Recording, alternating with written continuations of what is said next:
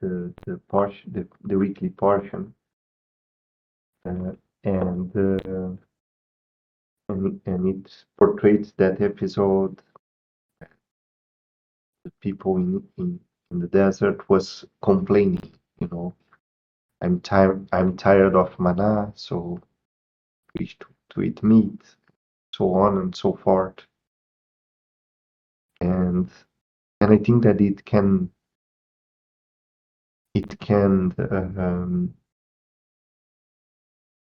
illustrate what you are speaking, somehow, because even the people, if we take it like this story, people around Moses, seeing miracles, receiving the Torah, receiving manna, when you are on the mind, you are always complaining. It could be better, it could be better if I just have meat today, or something like this. You are not, the mind is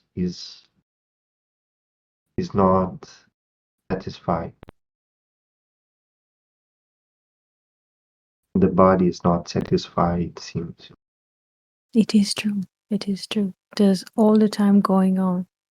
Whatever the moment is, it doesn't matter what the moment brings about or what the moment is, immediately there's like a stretch to the sides, to the opposite poles. It could be better.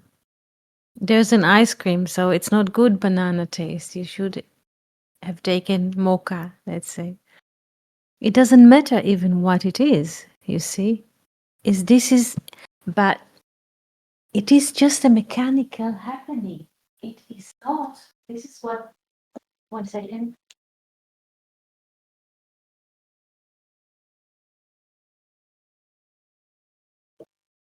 This is a mechanical happening. It has nothing to do with being. Being is not a production. Being is not a process. But the brain all the time is busy. This is his part of the game.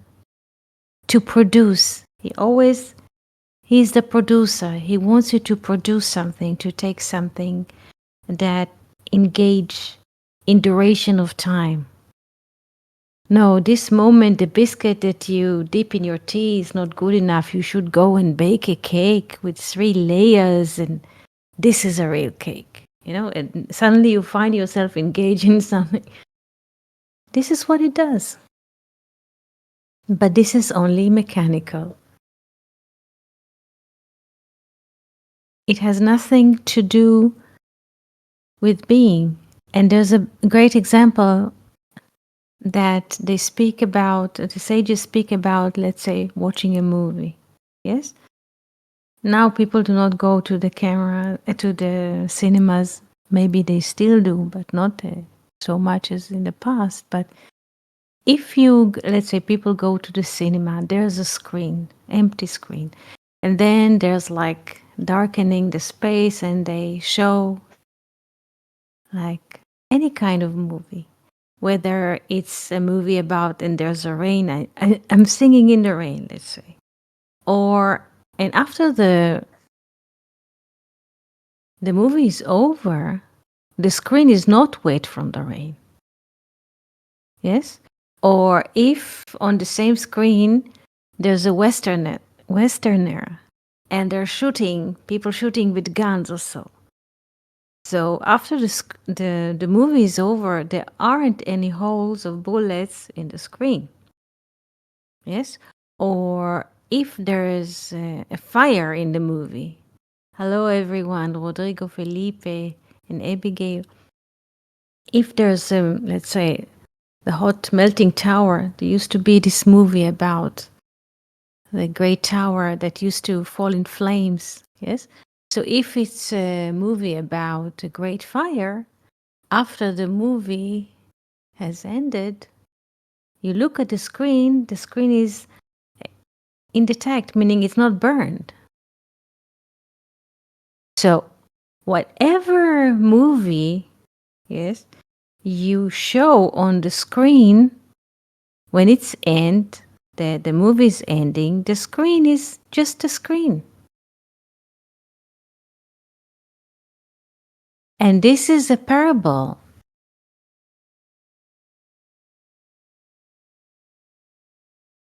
The screen is the being.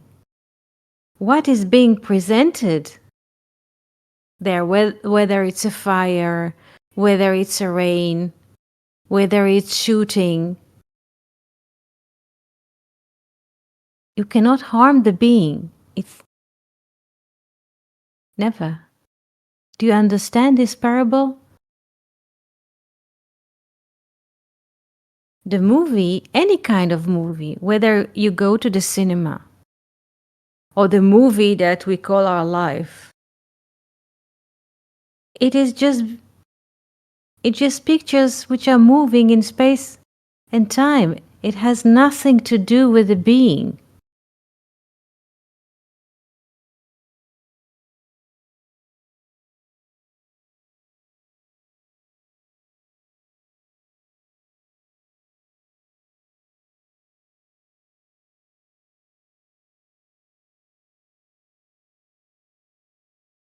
Sometimes it happens to us that we are so,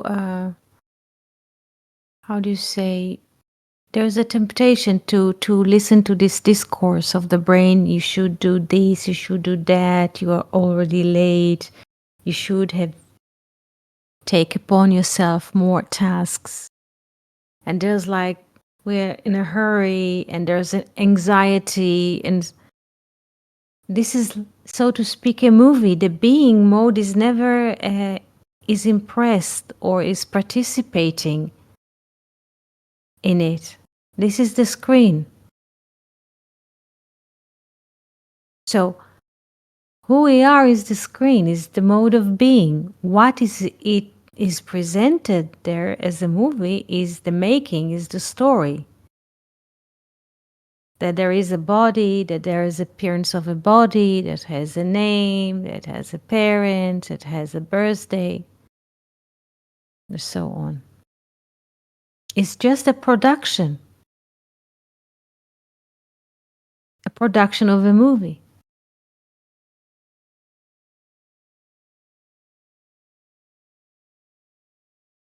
Questions?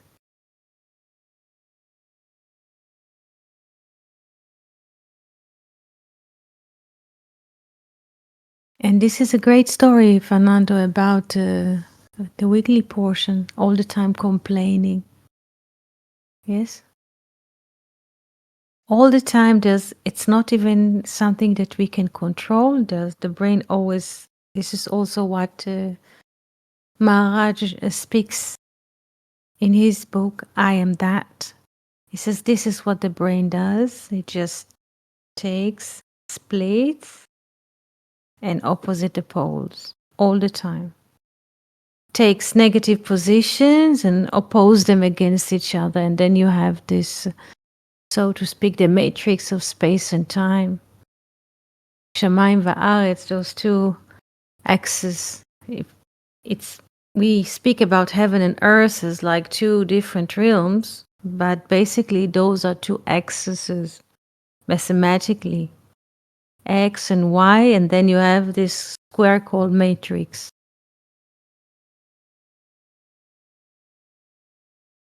Yes, and the Bible is the book of duality. It starts with bed, and the last verse just, there's non-dual conclusion. Moses breaks the tablet, non-two. But this is a very rare reading of the Bible as a non-dual book. The only one who managed to read the book as a non-dual book is Weinreb. All the rest is like rabbinical reading, self-reading, self-reading, and so. Historical, archaeological, geographical, all kinds of lenses, but not the non-dual one. Only Weinreb.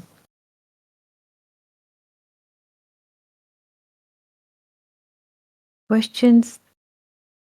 Jill, good morning. Happy to see you here. If you have any question or you would like to share something, you're most welcome. Fernando, is there any kind of idea that moves inside?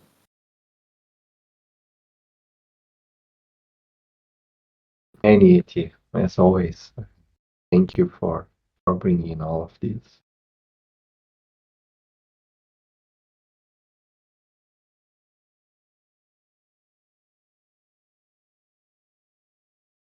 Those sessions with you is just a pause of this running program of the brain, because the brain shoots his movies all the time. Yes, and when we gather here together, just being, it just the brain cannot get it. It's not rational. What we're saying is, oh, saying here, the brain cannot get it.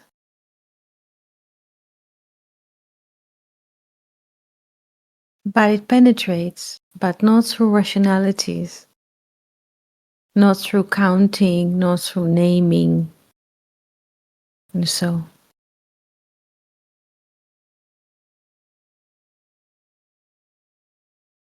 Yes, Felipe.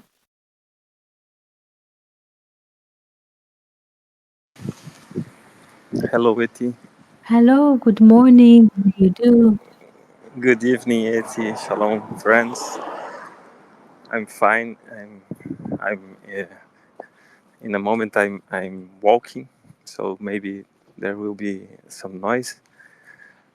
But Eti, yesterday we were speaking about this portion of the Torah, and something that caught my attention. It was um, like the fact that the menorah wouldn't be lightened by the priest, let's say the Kohen, uh, by his front, but it would be to be lightened uh, behind it.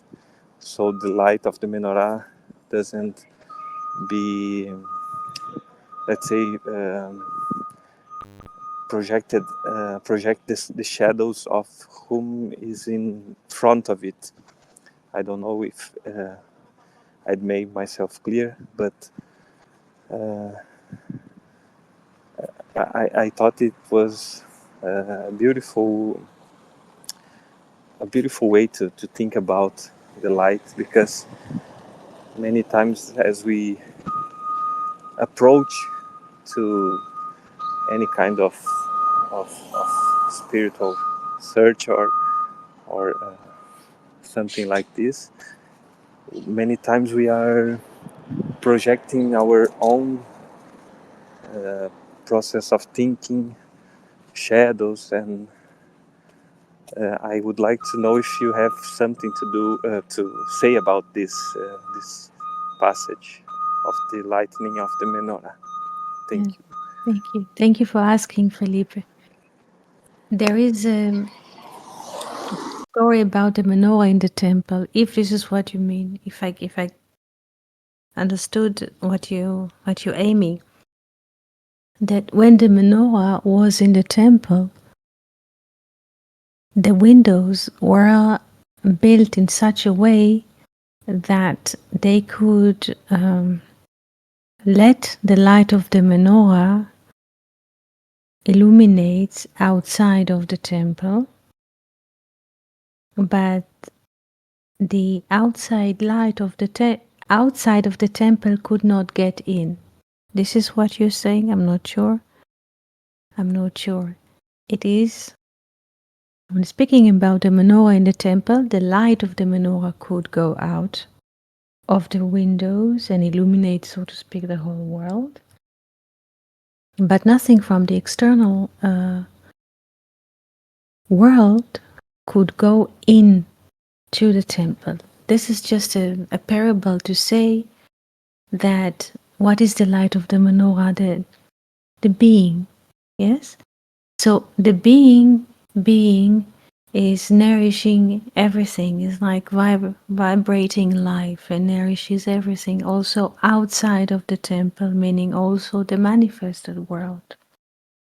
Yes, but the manifested world or the light outside of the temple cannot nourish or cannot enter the temple because the manifested cannot be conceived, yes, in the source.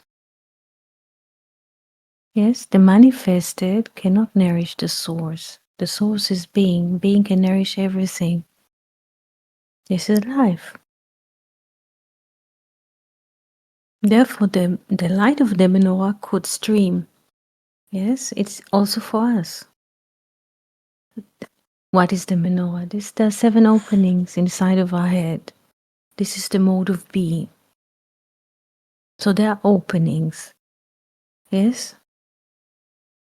But they're not implying that there's a seer, a doer, a hearer. They're just seeing, hearing. This is being.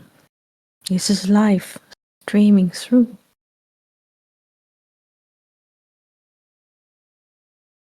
And the world, the light, the light of being, yes, is nourishing the manifested, but whatever comes from the manifested cannot go in.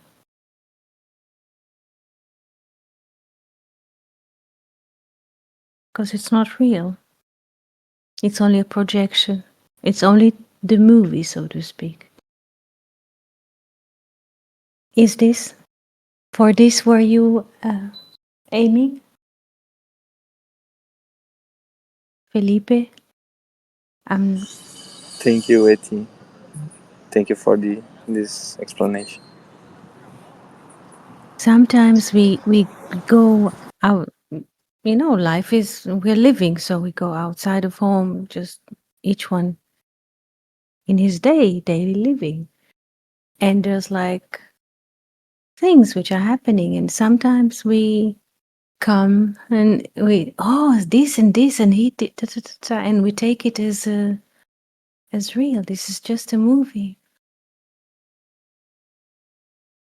It doesn't matter if it's a movie that you see through the window that you drive your car, or a movie that you see on a screen of Netflix or any kind of production power. It's a movie. Moving pictures in space and time. What is important is this is not our movie. What we all the time, what is the falling? What is the falling? To think, first of all, to think is falling already, yes, because thinking implies there's a thinker and there's a thought, there are two. But to think that this is my life, yes, this is the free falling. This is my life. So there's like a frame around something, whatever, and this is my life. I claim ownership while we never animate ourselves, causing ourselves to breathe. And from this is the jail. This is my life, and what is inside. What will go in this frame, what will go out. This is duality. So there is no term whatsoever which is my life. There isn't such a term, my life, or myself, or mine, or whatever you put after mine, my house, there isn't. My dreams, my wishes, what people think, my talents, I don't know what people, my garden, my kinder, there isn't. So there isn't such a thing called my life.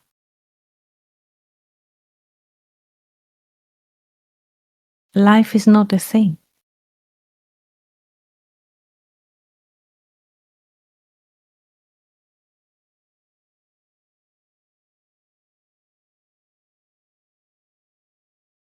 So many terms that we are using all over the world, as it doesn't matter even in what language, but the way we use it, the people say my home, my family, my school, everything. is just nonsense. It brings so much heaviness. Where would you store all of these? And you have to track them in your mind or in your brain. What is mine? You have all the time catch what is yours, like you're catching flies. So heavy, unnecessary. You're occupied catching flies, and then you're sad. The day moved on. It's already evening, and you're catching flies.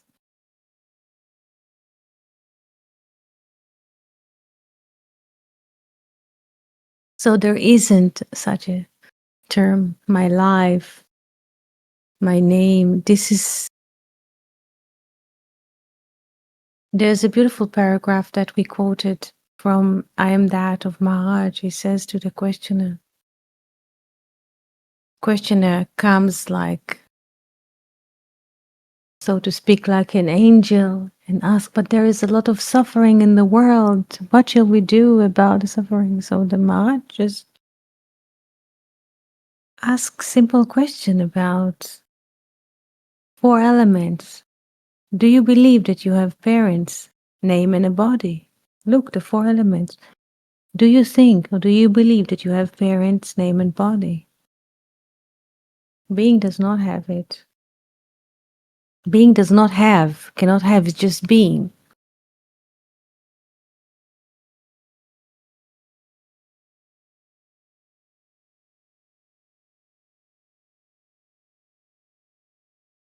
And then he explains from this frame of thinking that you have a name, and your body, and there's a thinking going on. And then there's like me and the world and what people think of the world. Thinking of the world brings a lot of stress and anxiety because this is not life. This is how they perceive the world. They project all kinds of thoughts about the world. But there is no me in the world because we are the world. There is no world outside. And there's no one to save.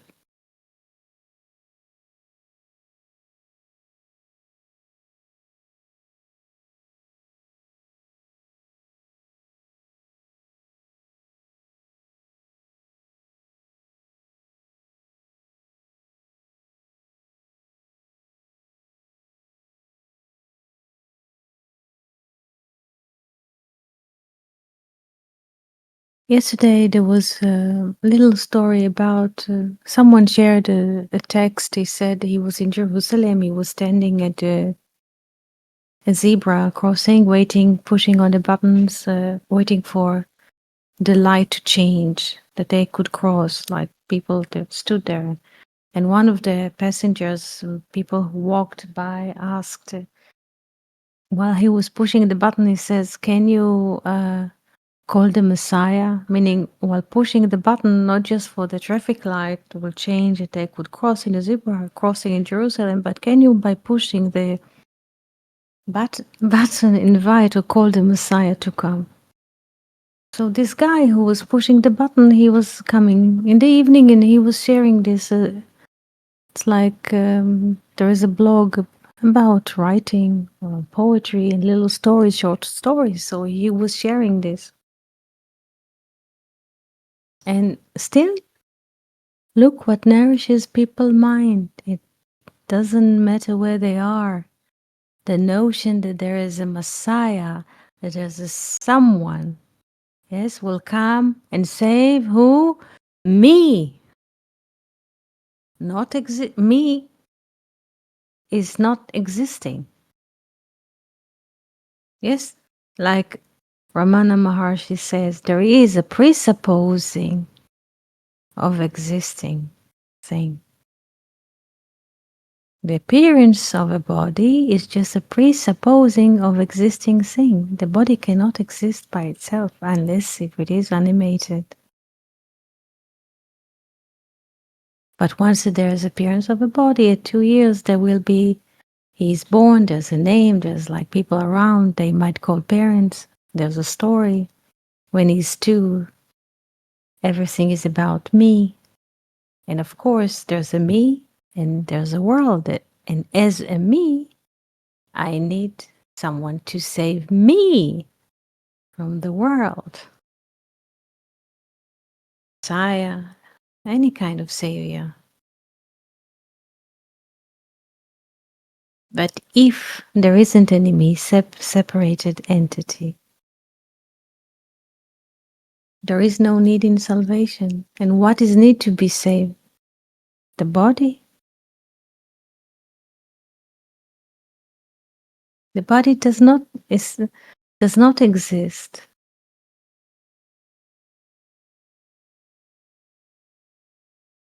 Its appearance. The body is just appearance. Something that appears and after a while will disappear. So it does not exist by its own merit. And people asking salvation for something that does not exist. They look for savior. Savior. Someone with a self-doership that's a savior. Miracle worker. But the body does not exist. Let's say there's a cat. The cat is pregnant. After 52 days, she will deliver 5 kittens. They will live for a while. Yes, they appear as little kittens. They will grow, hopefully well. And at some point, they will disappear from the stage of history or appearance. And they appear and disappear. Yes, like human. They don't have a story of a me. Yes, Felipe?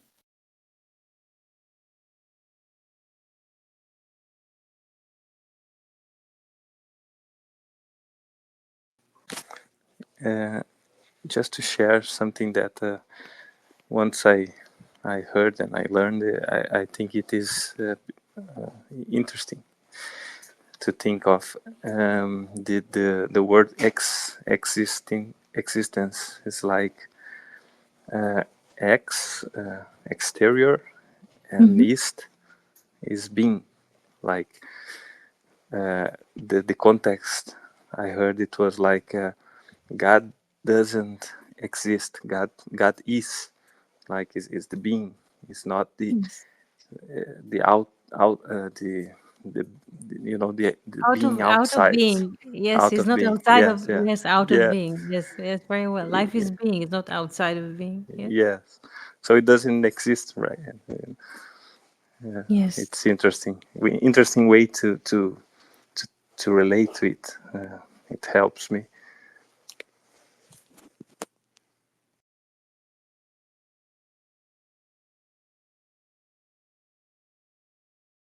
So if there is no me, so there is no need in savior or saving. Life stream or life is as it is. We are not in charge. It's not our responsibility. We're not animated ourselves. We are not animating ourselves or others. We're not causing ourselves or others to breathe. We're just being inhaled, like air comes to us and we're breathing.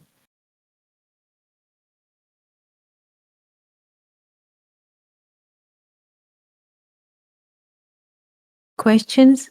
Yes?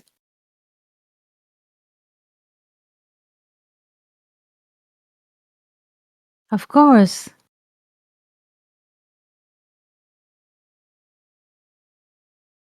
Of course, all those conversations. Did you listen to Paul Hederman? By the way, did someone, except Fernando, was listening to Paul Hederman's conversation, Non-Duality? All those conversations by Ramesh Balsekar, Paul Hederman, books by Ramana Maharshi, a book by Maharaj. Yes? They're not built in a rational way. All those conversations about truth or meeting in truth, they're not built in a rational way. Therefore,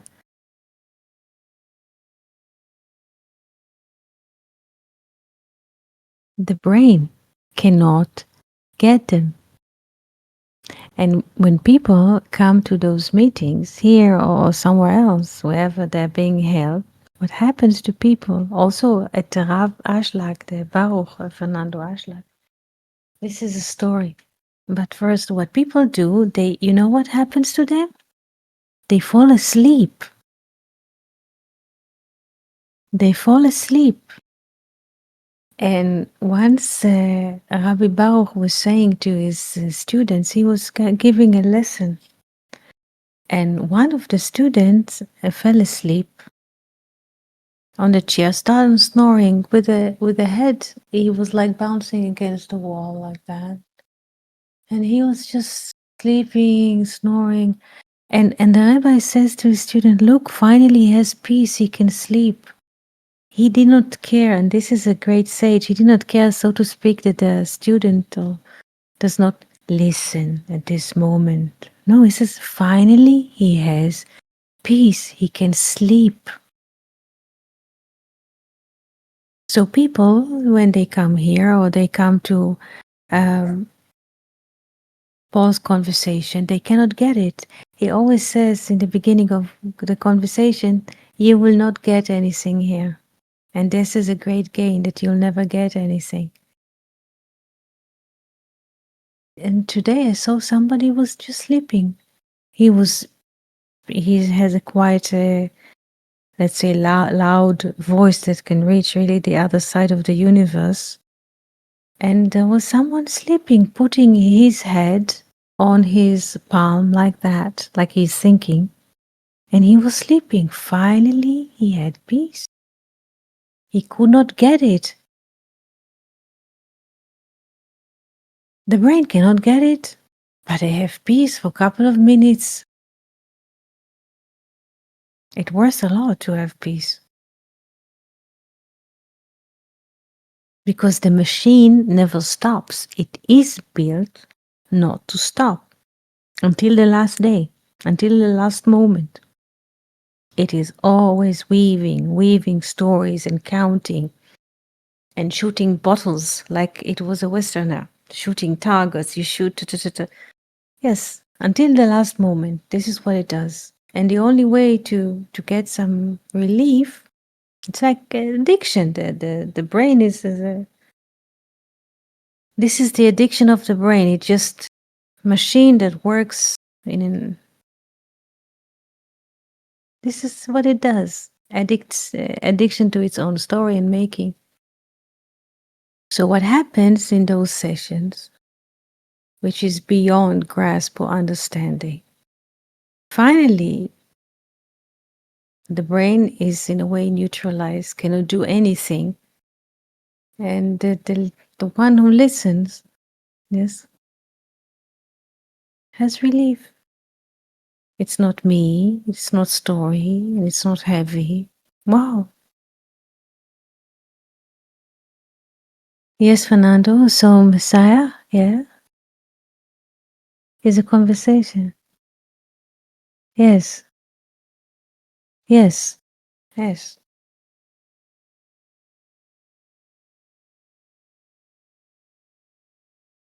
This is why people used to sit. You can see also Ramesh Balsekar conversations from India, from Bombay. I think they filmed the conversations 208, 209. They film quite almost daily because he was giving daily conversations in his living room with different people all over the world, from all over the world. It's just, what? When you're being exposed to such level of truth, it just neutralizes the lies, the eggshell. Yes, the brain weaves all the time. So it might be a Ramesh conversation or Paul's conversations or Maharaj conversation. It just breaks the brain. You cannot penetrate. It's not matter. Rational is a matter. But those satsang, like meeting in truth, yes, they have nothing to do with rational or rationality. It's not a matter. There is no speaking here of the matter. This is why the brain cannot catch it. The brain, I mean, our conversation fly above the levels that the brain can catch. And the beauty of it is somehow the content penetrates inside, bypassing the brain. The guard, 70 guards, yes, the brain is like 70 guards. And somehow truth managed to enter inside and to give peace, relief from the addiction of the matter.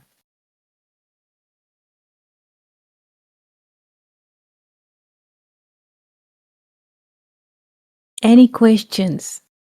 Any sharing? So you're most welcome to listen to whatever comes to you.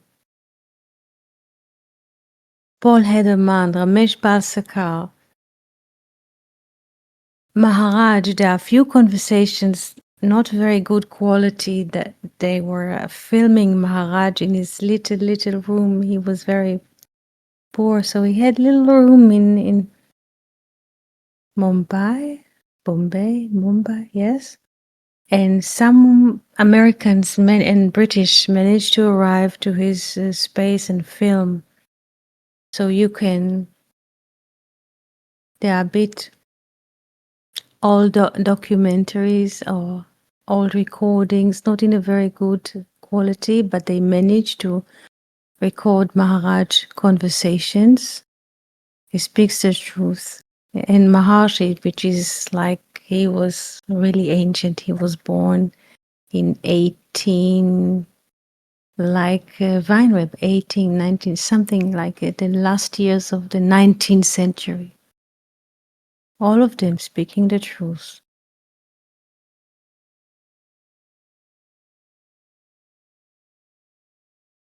If you're interested, if not, not. Just an offering to open the library.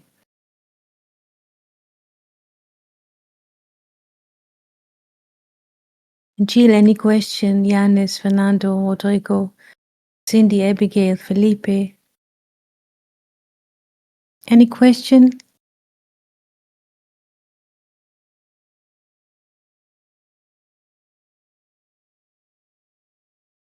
If not, we shall meet here on Saturday at the same time. Yes, Cindy is writing this conversation unlocked. The last riddle I posted about the rose. The emerging rose. And fives, yes, sepals. Yes.